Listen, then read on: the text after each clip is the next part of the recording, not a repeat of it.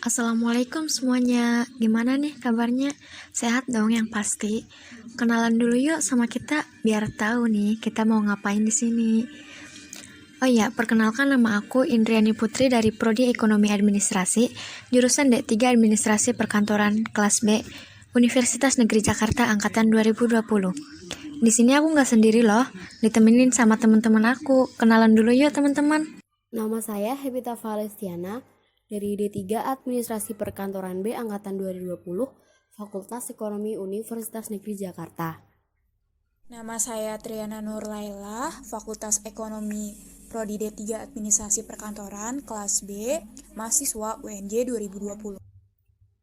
Aku mau ngasih tahu dulu nih, video ini kita buat untuk memenuhi tugas akhir pengantar manajemen dengan dosen pembimbing Ibu Munawaroh MSI. Nah, materi yang mau kita bahas mengenai pengambilan keputusan dalam sebuah organisasi. Yuk langsung aja kita ke materinya. Definisi dasar pengambilan keputusan. Keputusan ialah suatu pemutusan atau pengakhiran dari suatu proses pemikiran tentang suatu masalah untuk menjawab pertanyaan apa yang harus diperbuat guna mengatasi masalah tersebut dengan menjadikan pilihan pada salah satu alternatif tertentu. Tujuan pengambilan keputusan. Kegiatan yang dilakukan dalam suatu organisasi dimaksudkan untuk mencapai salah satu dari sekian banyaknya tujuan organisasi tersebut, agar semua kegiatan yang dilaksanakan dapat berjalan dengan lancar dan dapat dilakukan dengan efektif. Kadang-kadang, pada saat pelaksanaan itu, kita kerap dipertemukan dengan berbagai permasalahan, tetapi ini merupakan suatu masalah yang harus dipecahkan oleh pimpinan organisasi itu. Pengambilan keputusan ini dimaksudkan untuk memecahkan permasalahan tersebut. Jenis-jenis pengambilan keputusan.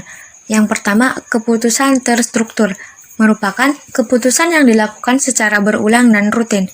Yang kedua, keputusan semi-struktur, adalah keputusan yang sifatnya itu bisa diambil oleh komputer, tetapi harus diambil kembali oleh si pengambil keputusan. Dan yang terakhir, keputusan tak terstruktur, adalah keputusan yang penanganannya sangat rumit karena tidak dilakukan secara berulang dan rutin. Faktor-faktor yang mempengaruhi pengambilan keputusan. Yang pertama, kedudukan. Dalam pengambilan keputusan, kedudukan seseorang dapat dilihat dari letak kedudukan atau tingkatan kedudukan. Misal dalam letak kedudukan, apakah ia sebagai pembuat keputusan, penentu keputusan, atau staf. Sementara dalam tingkatan kedudukan, dapat dilihat dari apakah ia sebagai strategi, polisi, peraturan, organisasional, operasional, dan teknis. Yang kedua, masalah. Masalah merupakan penghalang atau penyimpangan untuk tercapainya tujuan yang diharapkan, direncanakan atau dikehendaki dan harus diselesaikan. Selanjutnya, situasi. Situasi atau keadaan berkaitan satu sama lain dan secara bersama-sama memancarkan pengaruh terhadap keputusan yang akan kita buat. Yang terakhir adalah kondisi. Keseluruhan dari faktor secara bersama-sama menentukan daya gerak dan kemampuan kita.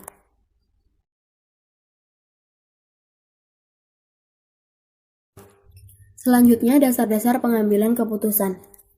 Menurut George Robert Terry, dasar-dasar pengambilan keputusan terbagi menjadi 5 kriteria.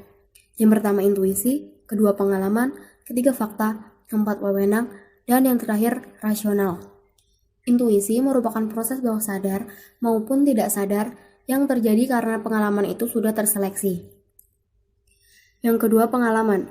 Melalui pengalaman, seseorang dapat memperkirakan keadaan, memperhitungkan untung atau rugi, bahkan baik buruknya keputusan yang akan dihasilkan. Selanjutnya fakta. Dengan fakta, kita dapat meningkatkan kepercayaan orang lain sehingga dapat mengambil keputusan dengan lapang dada. Yang keempat, wewenang.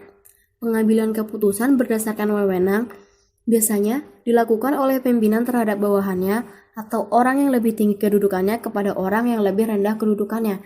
Dan yang terakhir, rasional. Pengambilan keputusan ini bersifat transparan sehingga dapat memaksimalkan hasil sesuai yang diinginkan.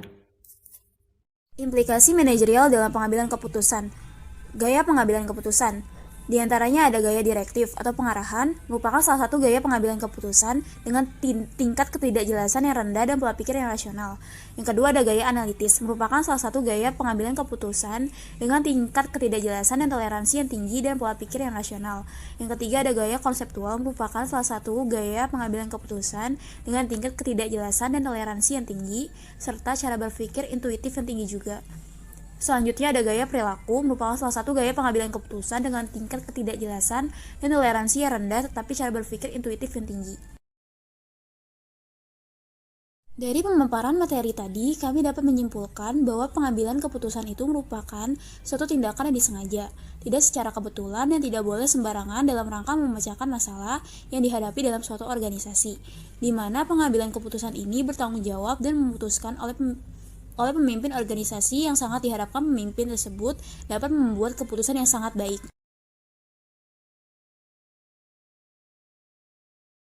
Gak kerasa ya, kita udah ada di penghujung materi.